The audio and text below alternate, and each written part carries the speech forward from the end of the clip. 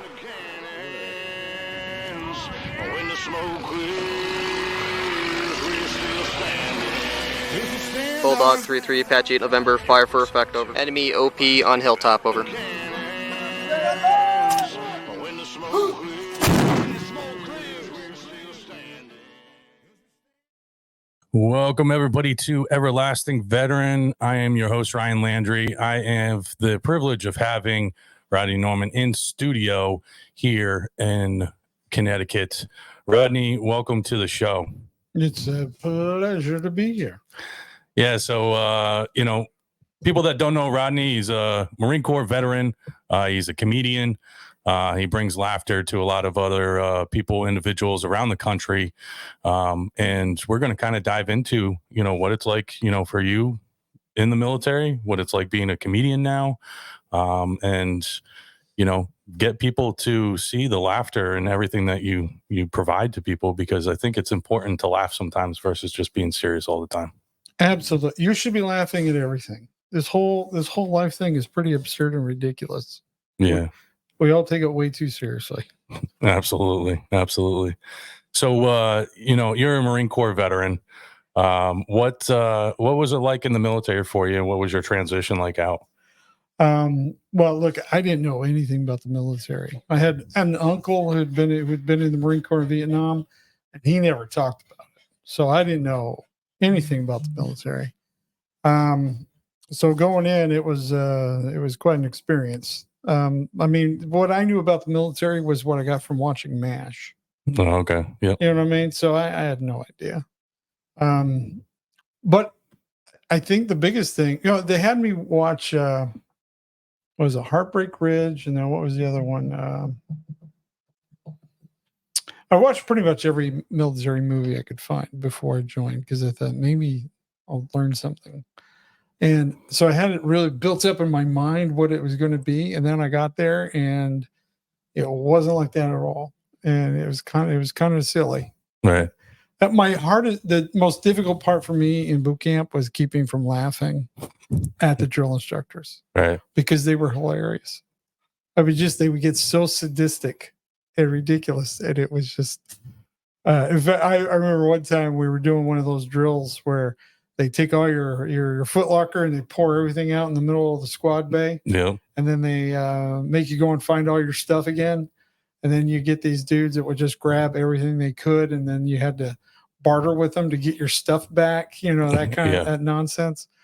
And we were doing that. We're just throwing stuff in, and then he'd go and mess it all up. And then, it was so ridiculous. And he's a couple of recruits down from me, and he's yelling and screaming at us, and he said, boys, I can do this all damn day. I got nothing to do.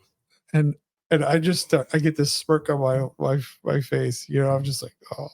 And he sees it, and he goes, oh, you think I'm funny, Norman?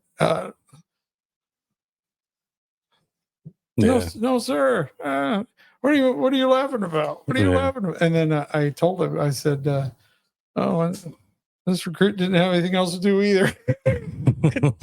It was the greatest moment, because he had to pull his campaign cover down and cover his face and walk back. Right. It made him laugh. Right. I got bent, but it was fun. No, it was quite an experience. And then, I joined because of the first Gulf War. Right. And it began and ended my first week of boot camp. And so I'm like, well, now what do I do? And then they started drawing down the military. As I like to tell people, I was in the military when our enemies didn't shoot back. Mm-hmm. And so as a veteran, people thank you for your service. But I'm like, I know guys who really paid the ultimate price. I know people who made it a career. I feel like I was just a placeholder, right, at a certain point in time. And I had a lot of fun. I had great relationships and friends that have, been lifelong from the whole thing. It was a pretty amazing experience for me. So when I hear the stories of others, I got nothing but just absolute respect for what they've gone through and what they've done. Yeah. Yeah, that's one thing that you know, a lot of people don't realize. I mean, you know, yeah, if depending on when you served or you know your capacity in the military, you know, can significantly change depending on you know kind of where you're stationed, when you're in, and stuff like that. So everybody's experience with the military can be completely different. Oh, absolutely. You Yeah. know, and but the one thing is, you know, and we just talked about it, is like having laughter in your life. You know, you have to laugh sometimes. You know, I forget who said it, but you know they said that life is you know the biggest and best motion picture there is. You know, Yeah. and you know I truly believe that, because you know there's a lot of times that you scratch your head and go, that really just happened. You know, and if you don't like and you take things too serious all the time, you know you're going to get in this mindset that you know everything has to be serious, you know, and then you add on the stress, you know, Mhm. and laughter helps relieve that. Laughter helps you know get through your day, you know, and no, you know you don't take things for granted, you know. Yeah. So you know what, you know, you're a comedian now. You've been doing stuff. You know, I've seen videos. You know, you with Matthew Silver. Yeah. He's a funny guy. I ran into He's a complete nut. yeah, I ran across his first one of his first videos a few years back. Yeah. Talking about life and you know making farting noises and stuff like that, and it was like you know this fake like news interview type of thing, Yeah. and it was just absolutely hilarious. You know, how is it you know with you guys when you guys get together and shoot some of the stuff that you guys do? We're just goofing off the whole time. I mean, Mm. we were shooting, we were doing uh, a comedy show in New York, so we were doing some stuff to promote it. Yeah. We got together one afternoon and we filmed some stuff in a state park over in Danbury, and we had no plan. We Mhm. just he showed up in a weird costume. I showed up with a robe, and we just started wandering around filming stuff that Yeah. we just whatever came to mind, you know. And it was just a lot of fun, just playing off of each other. And then we went and we shot some more in New York City, and it was funny because he was wearing this girl's bathing suit, one piece bathing suit, you know, and he's running around with his vacuum cleaner and these big boots on, and I mean, he just looked ridiculous, but he was so comfortable Yeah. wandering around New York City like that, and people didn't even bat an eye. I mean, Right. it was so crazy. And no, it was a lot of fun. It was one of those things in when you as an actor, especially if you're into improv and stuff, you find somebody else who you can play off of, All right. who gets it. It's so much fun. And we had one of those. We have that kind of a chemistry together that you know, and just kind of play off each other and have fun. So Yeah. it was pretty cool. And we got to know each other just because people kept tagging each other, each of us in each other's videos. Oh, gotcha. And then finally one day he just said, "Hey, everybody says I need to know who you are." And I'm like, "Yeah, everybody tells me I need to know who you are too." And so we just started talking Yeah. Yeah.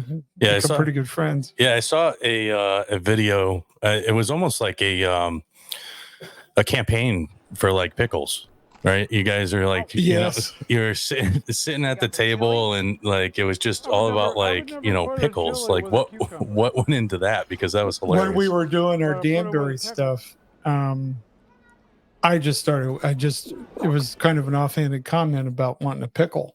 Mhm. And so when we did our follow up things, it was us eating a pickle.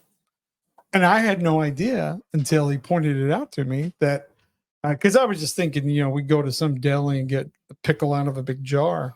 But there are like 5 or 6 places in New York City that are they're restaurants that are about the pickle. Just And, like, all about the pickles. all about the pickle. And it's like any kind of pickle you can imagine, they have it.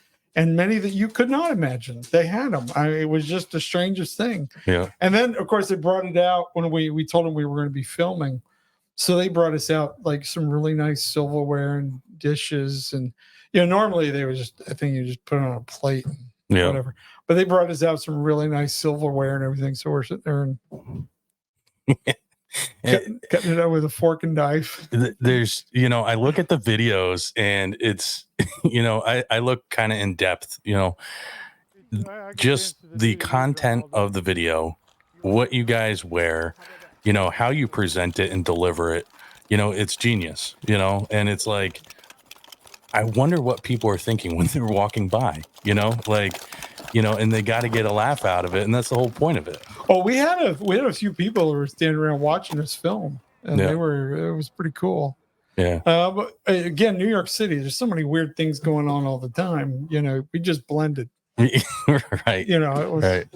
Yeah. They're just like, it's another day in New York. Yep. Another day in New York. There's a guy wearing a girl's bathing suit and a vacuum cleaner, and some other guy that dressed like he's Obi-Wan Kenobi. Yeah. Haven't eaten pickles. Yeah. It's just welcome to New York. Yeah. In the scenes of, you guys were in Central Park, I believe, for some of it too. Yeah.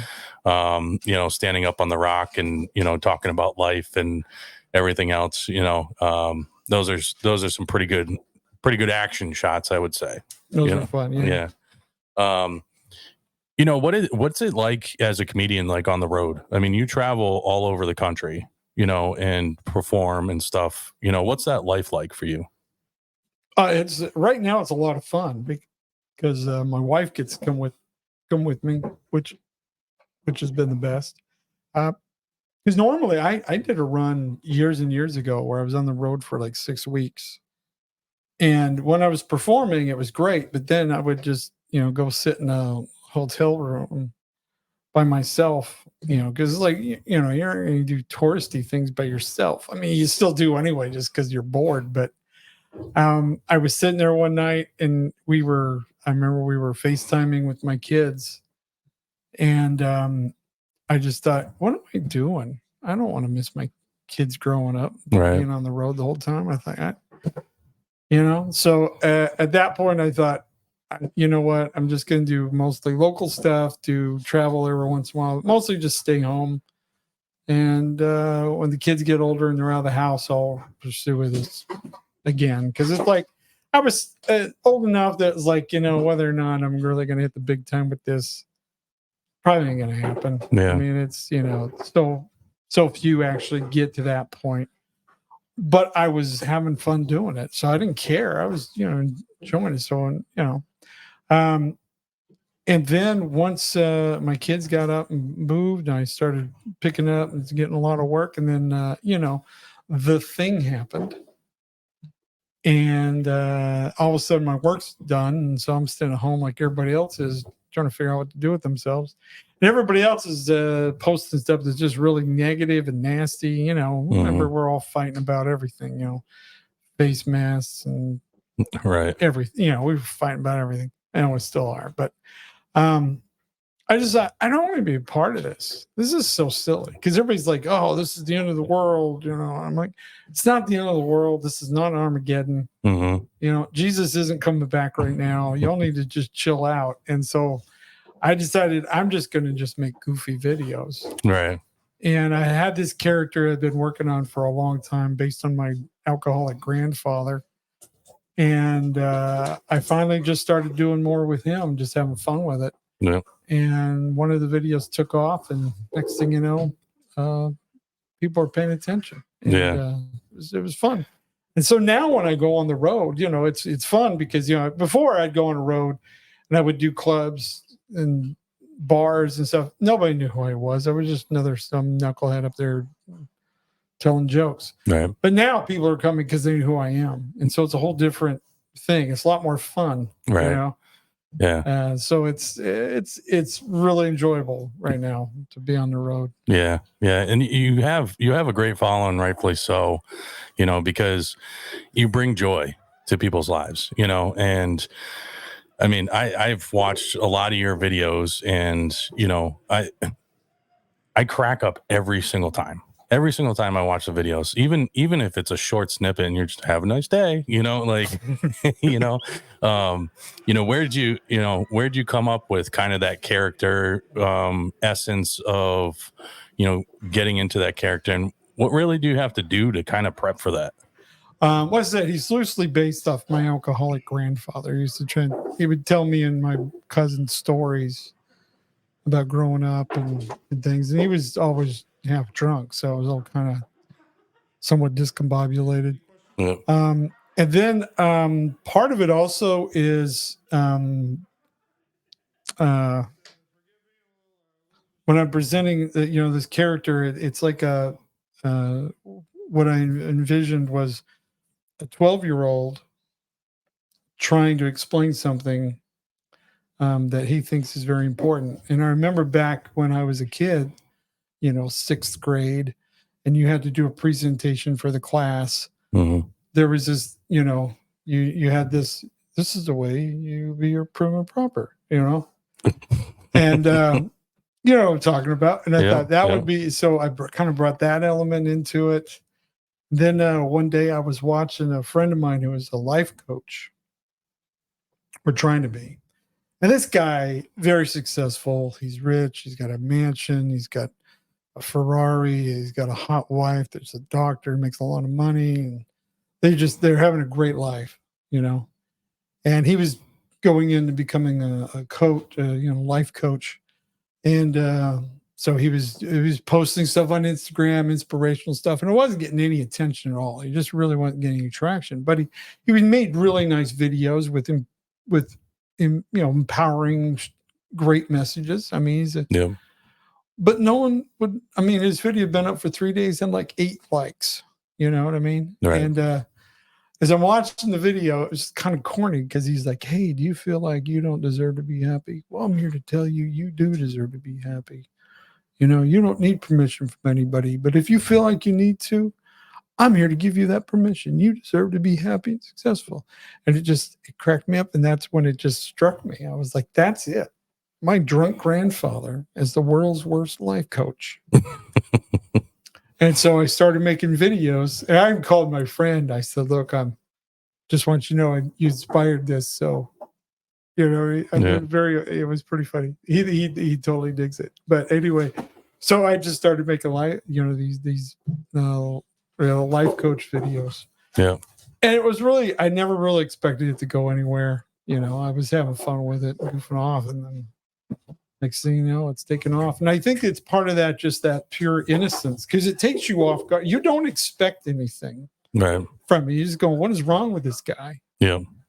And next thing you know, he delivers a message that you already knew, but for whatever reason, it just never really sunk in. Yeah. And all of a sudden, this guy saying it the way he says it just drops a bomb on your soul, you know? And I think it's just that coming from that very, innocent state, not what you're expecting, and then just deliver it, drop it on you. Yeah. Yeah. And even like I said, some of the short videos you do, you even have it, people, and there was one, you're in a parking garage, I believe it was the top of the parking garage, you had like maybe a doctor or something up there, and he's talking about mental health issues, and you're just kind of looking around.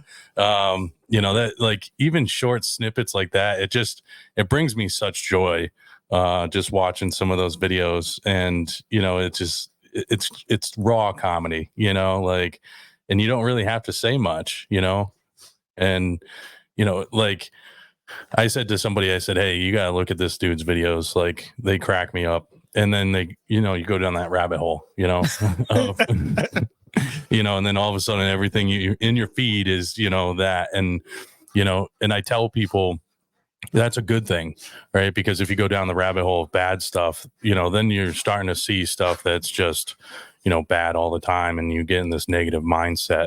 And, so I just want to say thank you for the content that you're putting out, because it's helping a lot of people. Having a little laughter in your life, goes a long way, especially when, you're having a crap day, or a crap week.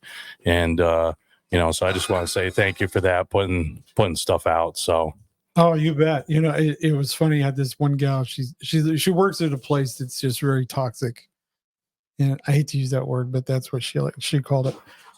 Where she just was just mad all the time.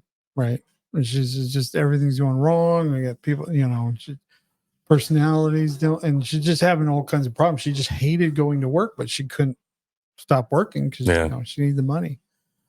And so she was watching one of my videos where I talk about working with horrible people. Mm-hmm. And I say, well, if instead of just getting upset about everything, think of it that you're writing a movie or a book about horrible people, and that you're collecting all the crazy, weird, terrible things that people do to put in your book. And so now, instead of getting upset about it, you get excited about it because it's like, oh, how horrible can they get? Right. And she said just that one little change in her perspective made going to work fun. She goes, like, I get up and I'm excited to go to work, even though it's still horrible. Right. She just that different perspective, instead of taking everything personally and getting upset about it. Now she just kind of revels and enjoys the chaos. Yep. And that's life. When you realize it's all chaotic, it's all a mess. And instead of getting upset about it, just enjoy the show. Right. You got a front row show to the chaos. Just sit back, relax, and enjoy yourself. Right. Have a good time. Yeah. And we talk, in the veteran community, we talk about, mindset, and even in business and anything else, like mindset's key to pretty much anything. Oh, sure. Depending on, where you want your mindset to be on, accomplishing whatever mission you got going on, or task or whatever. Having that mindset is key, and changing that mindset, when, you're in a dark place, is definitely going to help you, your longevity through life. Oh, sure. And I've heard people who have gotten mad at me because I'm trying to, give this Pollyanna version of life, and that it's unrealistic, and that it's toxic positivity and all this nonsense. And I'm like, look,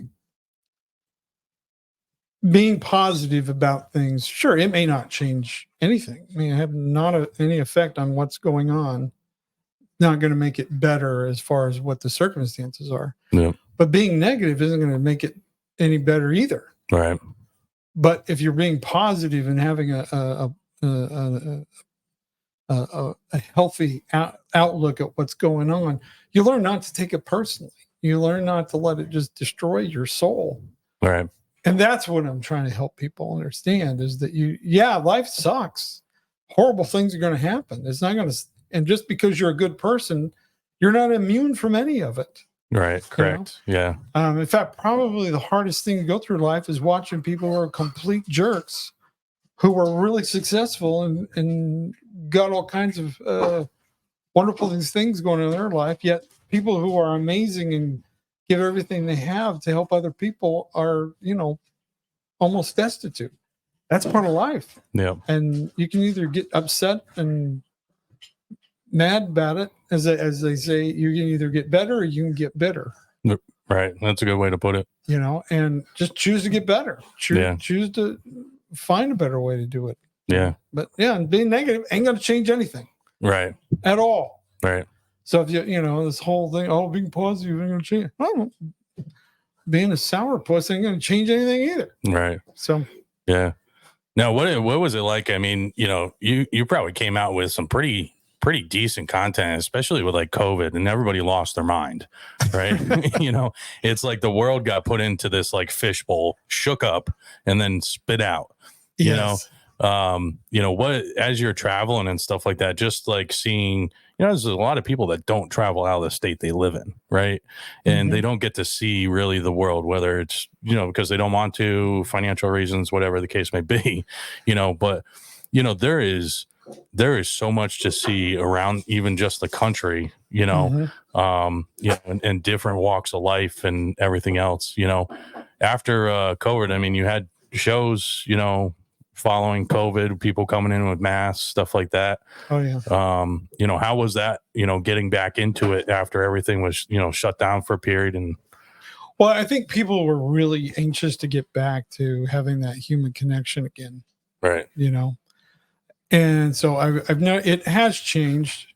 Things have changed because of the whole COVID. And I think in some ways it's better because people realize that, this can all be over very quickly. Right. So we might as well just enjoy the moments that we do have. Enjoy the now, as I like to say. And and it's been fun. Yeah, I mean, I never really stopped that much. I had a few months, but then all of a sudden the one video took off, and then I was on the road constantly through COVID. And I think through almost all of it, I think just people were just like done with all that, Right. Yeah. and anxious to get back to real life, but in a different way, and not Right. taking it for granted, realizing that all this, I mean, you saw how easily and quickly everything just shut down. Right. And it's like, wow, that could happen again very quickly. Yeah.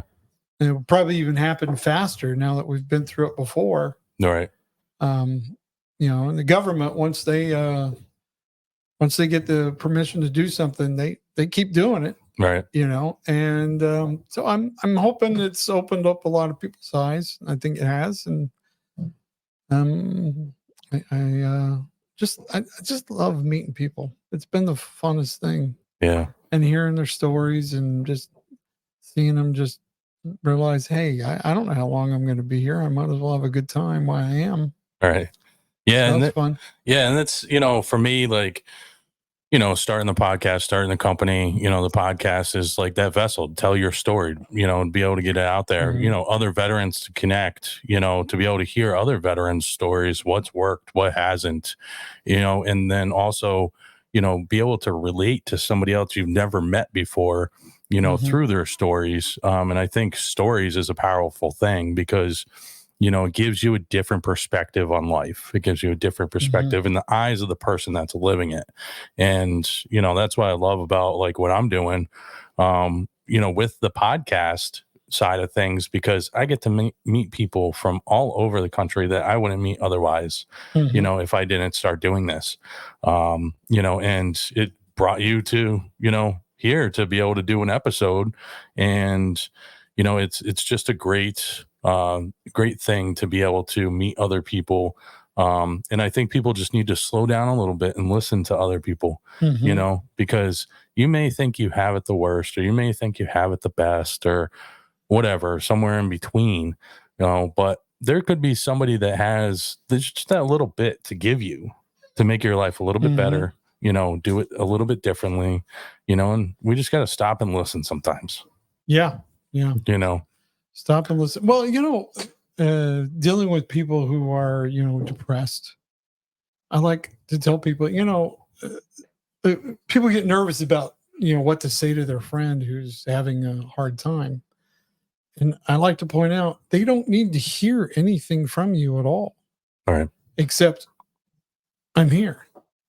That's it. The most important thing anybody could ever need to hear is I'm here for you. All right. And to listen is, it's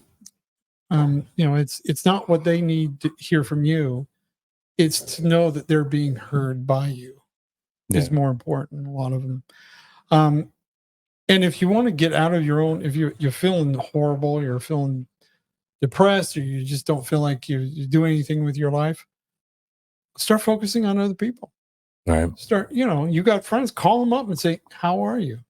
And they say, oh, everything's great. And then you say, no, really, how are you? And you'll be amazed at what people will open up to you when you start doing that for other people. It just changes your whole perspective on everything. All right. Yeah. You know? Just being able to, a sounding board for somebody else. Yeah. And, you said it perfectly. Like just, slow down a little bit, ask them how they're doing, and sometimes that's all they need, Mhm. you don't need to tell them, hey, you seem a little screwed up. What's going on? Yeah, you've been actually kind of weird, and I've been thinking about calling the police to come and do a welfare check on you, but I thought I'd call just to make sure your phone worked. Yeah. No, just a simple, hey, I was thinking about you, or even I like to do this thing like on Facebook. I just randomly select somebody I hadn't talked to in a while, and I just do a little post and say, hey, I was thinking of you today. Just wanted to say hi and hope life is treating you well. Yeah. And just something like that can really just And no one's ever gotten mad at me ever for doing that. All right. It's always they write back. They'll DM me and say, "Hey, thank you, man. I'm kind of having a rough time." All I said was, "I was thinking about you. I hope life is treating you well." Right. Yeah. That's all we need sometimes. Yeah. I mean, the simplest stuff in life, a lot of people, we talked about taking things for granted, but, also don't make it more complex than it needs to be. Yes. And then overthinking your day, and I'm guilty of it sometimes, but, you have to have those things in place to be able to kind of take that step back and be like, all right, it's not as bad as it is. And I'm overthinking stuff and, and just kind of be like, you know what, I'll come back to it in a minute, just walk away. It's like having an argument with yourself. They tell you like the best thing to do when two people are arguing, just walk away, let things cool down. You got to do it for yourself too. When you get worked up, when you kind of, get in that mood that, things aren't going right. And then you start overthinking it and, trying to fix the problem, and that's a big thing in the veteran community. We always have to try to fix the problem, right? And you just kind of go, you know what, maybe it's not my problem to fix right now. Yeah. Right. And just let it be, revisit it a different day, because if it's not working, why continue to repeat the same, bad cycle of stuff, So, I mean, for you, like when you put out the videos and stuff, and like I saw one recently, and you're saying like, I hope you're having a great day. And, people connect with, even if you're not being specific, people connect, just like, oh, it's a message for everybody. Right. It's a message you're putting out, of, have a good day and stuff like that. And it's delivered in a nice, light, funny way where you can't get upset about it. Like nobody can get upset about it. Mm-hmm. What's kind of like your go-to kind of, when you're on the road and, doing things and promotion and, what brings you the most joy? What brings me the most joy? Just hearing people's stories about how they just realized that they needed to chill out, that they were, as you were talking about, overthinking things. Mm-hmm. We suffer more in imagination than we ever do in reality. Right. Because we're always, man, that's a good way to put it. Because we're always just building up in our minds how bad it's going to be. Like, when I went to boot camp, I had all these visions of how horrible it was, and they're going to yell at me all the time, and it's going to be terrible and miserable. And then I get there, and it's like, I got more sleep in boot camp than I ever did anywhere at any point in my life. Isn't that crazy? Like it was a designated day. You are given exactly the amount of time and it was like, this is crazy. Yeah. Like I said, you build up things in your mind how horrible it's going to be, and then you get there and it's really not that bad. So it's like, well, why build it up in your mind at all? Yeah.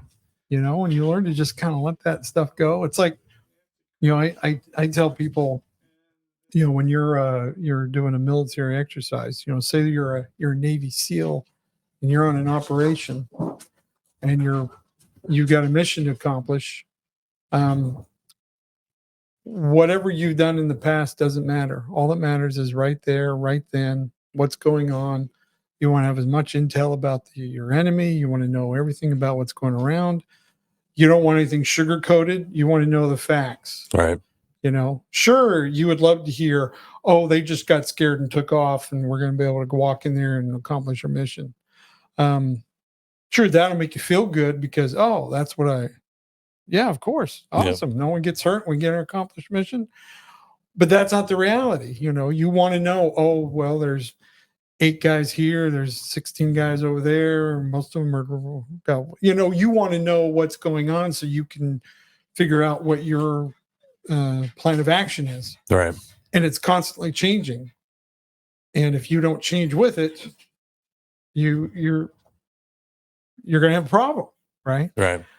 And life is the same way, where instead of, baffling yourself with BS, and trying to sugarcoat things or trying to make things worse than they are. If you were just always just evaluating for what it is now, not worried about the past, because the past is that can't do anything for you now.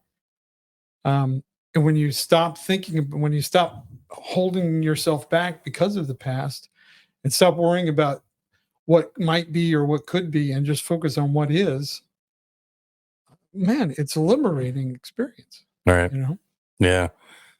Yeah, it's a good way to put it. I mean, and I tell people all the time, like, especially the veteran community, like, people have to understand that our brains get wired differently when we go into the military, and when we come out, there's a lot of good attributes that you can still use, in your everyday life. It's just that you're in control of that schedule now. You don't have, you have to be here at this time, to be there at this time, and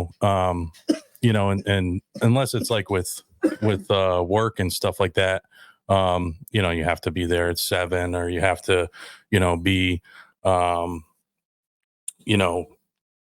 whatever, throughout your life. But I mean, for the most part, when you get out of the military, a lot of times I see it's like loss of purpose, the will and the drive to, like, kind of complete and go through, like, a schedule on your own, because you don't have like big Army or Marine, telling you where you need to be, when you need to be there, and all that kind of stuff. So a lot of people, I feel like, they lose kind of that little piece when they get out. And that's, I think, one of the biggest components for people feeling like they're lost. When you got out, what was your transition like? Well, I went, it was kind of fun because my wife had a, excuse me, she had a pretty good job when I got out. And we had 2 boys at the time. And so I basically became a stay-at-home dad for the most part. Plus I was trying to pursue, at the time I was pursuing acting. So it worked out for me that I could start using my my free time basically to audition and do stuff. And it was kind of funny. One of the first jobs I got as an actor was being a Marine in Independence Day. Oh, really? Yeah. So I was going out there and filming. I was actually like, there's the one scene where the president's saying, "Hey, this is our Independence Day." We actually filmed that like 8 different segments. And so like everyone would all stand over here and they'd film, and then we'd all move over and change costumes, uniforms, and they'd film us here, and then we'd film here. So in that one scene, I'm like a pilot, and then I'm like a Secret Service agent, and then another time I was like a medic, and another one I'm just a flight crew, another one I'm a Marine. So it's like I'm at 8 different things. So it was kind of weird because it was like going back and being in the military, but at the same time I'm making a movie. It was kind of weird. I fixed Will Smith's salute. Oh, really? Yeah, because we were filming scenes with him, and he had his thumb dropped down, which drove me crazy every time I saw it. And I was just like, look, I don't care. Because it tells, don't speak to him unless they speak to you. The big important people. Yep. And finally, it just drove me nuts. I just, hey, Will, can I make a recommendation? Do you fix your salute? He goes, what? And no one had told him. Right. No one had told him. I said, you dropped your thumb and it looks ridiculous. The military guy would. Oh, man. You're trying to pick your nose? What are you doing? How do you take that? He thought it was pretty cool that I was a Marine, that I actually, I was the only guy in the whole group that had actually been in the military. Right. And so when I told him, hey, get your thumb up there. Yeah. He respected it, but it was fun. I think the thing I mostly liked about my experience with the military was having that sense of discipline. And now I had to realize that I was able to be disciplined when someone else was in charge. Right. Very easily. But now when you're in charge, it's like, okay, well, what am I doing? Well, you just got to give yourself a mission. Give yourself a mission plan. For me, it was to be an actor. And so I started just focusing everything on just doing that and looking for opportunities to do that. And then eventually my wife kept pushing me to do stand up. She's like, you're more in control with your career if you're a stand up than if you're an actor. Because an actor, you're always looking to fit into somebody else's plan. Gotcha. Yeah, Whereas yeah. as a stand up, you're driving the ship, you're in charge. And so when finally she broke me down and I finally did it, and I got on stage at an open mic and got a couple chuckles, and I was like, this is it, man. This is it. And I'm grateful to her to no end for finally pushing me to do it. And it's probably the only thing she's ever nagged me to do in our entire relationship. That was the only thing where she was just constantly, look, you need to do stand up. You need to do stand up. Yeah. And so it's been invaluable. But I think that is it. It's just finding something to do now and making that your mission and deciding, okay, how am I going to accomplish this goal? Whatever it is, whether it's, just go back to being having a regular job, but advancing in that will bring that experience you have, because you know how to get things done. Yeah.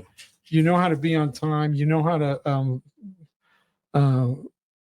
follow a plan. Well, get yourself a plan. That's probably the biggest thing is that, I said they come out and they're just lost, don't know what to do. Yeah. Well, find something. And if you can't find something to do, find somebody else who's got a plan that you like, right, and help them accomplish their goal. Yeah. Because there's lots of people out there doing cool stuff that just call them up and say, hey, what can I do to make your career, make you happy? Right.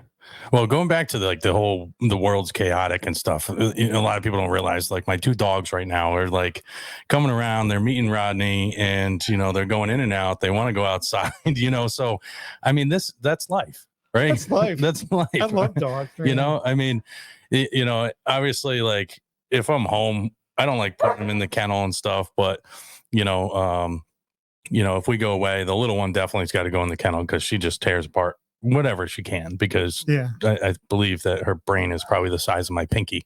But it goes to a testament, like, I started doing the podcast stuff, and you get like in that zone and overthinking, and like, I have to make good productions, and people are only going to like if it's like cinema produced like type of stuff.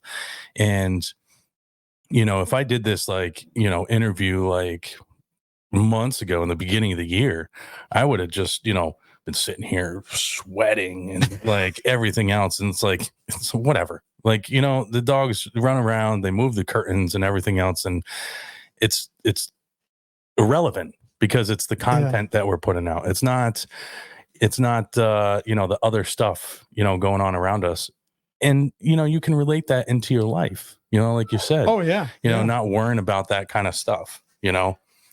So you got some dates coming up. I'm going to put it up on the screen for everybody to see. You got Vermont, North Carolina, and Georgia. So Bridgewater, Vermont, Hamlet, North Carolina, and Blue Ridge, Georgia, 14th, 19th, and 20th of October. Yep. If anybody wants to go and get a good comedy show, get a good laugh, be able to go check Rodney out, laugh along with them and everything else. Have you been to those venues already before? Like, one of them I have, the Mystic Mountain Pizza in Blue Ridge, Georgia. Oh, okay. I've been there before, so that's why we wanted to go back, because we had a great time there. The Axe to Grind in Hamlet, North Carolina, they just called me out of the blue and said, hey, we want you to come here. And I'm like, okay, I want to go there. Let's do it. So we worked out a time and a date. And then the Woolen Mills up in Vermont, there were another one just called and asked if I wanted to do it. Yeah. Nice. So it's fun. Yeah, I'm starting to get, more and more comedy gigs. That's probably been the biggest thing, is that people realize that I do stand up. Well, yeah, first, when people start watching the videos, they think that's who I am. Mm-hmm. And then when they find out it's a character that I play, it's sort of a mixed bag. I have some people who get very, very mad at me. Because they're like, I believe that this was real. I'm like, well, sorry. Welcome to life. I think is a compliment. Yeah. And I had one guy, it was my favorite review ever. He goes, I really connected with this at first, and it just the videos connected with me, and it changed my life, changed my outlook, pulled me out of a funk, and I just felt better. Every time I watched a video, I felt better. Right. And then I found out it was a character that you were playing, and I felt lost and betrayed, like I'd lost a friend. I felt like I'd been lied to, and then I realized, how dare you? Yeah, and he goes, I was mad. But then I realized that character was so strong that I really connected, that I really believed that this was real. And now I realize I love you even more because you created this thing that I love. And he says, Right. I've watched other things that I knew was an act that I love and connected with. And for some reason, this hit even stronger than anything I've ever watched. And so now I love you, but I hate you at the same time, but I can't stop watching. Yeah. And I was just like, that's cool. Thanks. Yeah. And it's one of those things, like I always refer to, like, some videos that, they're so light, they're humorous and everything else. And a lot of times, like, it's like a beautiful train wreck. Sometimes, you just can't stop watching, and you just got to watch it to the end.